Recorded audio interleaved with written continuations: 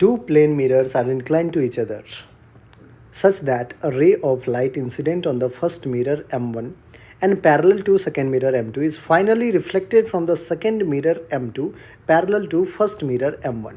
The angle between the two mirrors will be. बच्चों यहाँ पे फिगर मैंने ड्रॉ कर दिया है. अपने पास M1 और M2 दो मिरर आपको दिख रहा होगा. दोनों के बीच में जो इंक्लाइनेशन एंगल है वो थीटा से डिनोट किया गया है.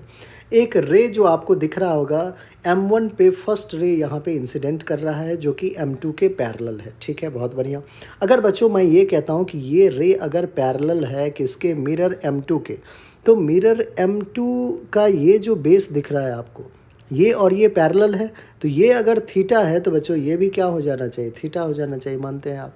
पैरेलल होने के लिए तो यही चीज़ें रहेगी. अब और कहानी देखिए बच्चों. Is finally reflected from second mirror M2 parallel to the first mirror M1. मतलब अगर फाइनली रिफ्लेक्ट हो रहा है तो वो ऐसे इस बात से जा रहा है.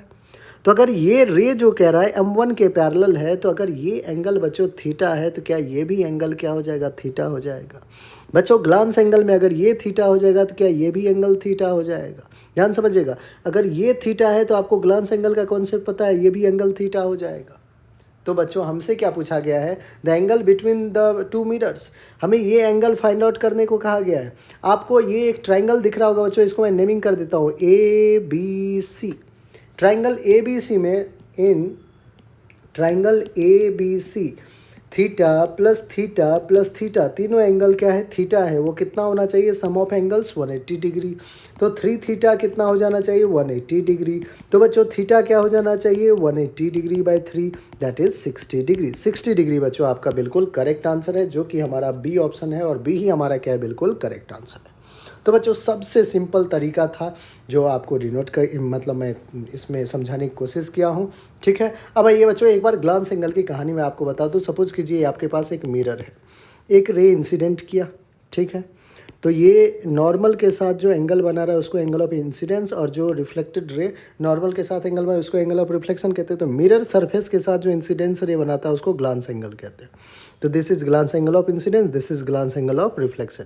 बच्चों ध्यान से देखिए, अगर आई आर के इक्वल होता है, लॉज ऑफ रिफ्लेक्शन फॉलो करता है, तो ग्लांस एंगल जी आई भी तो जी आर के इक्वल ही होगा. ठीक है.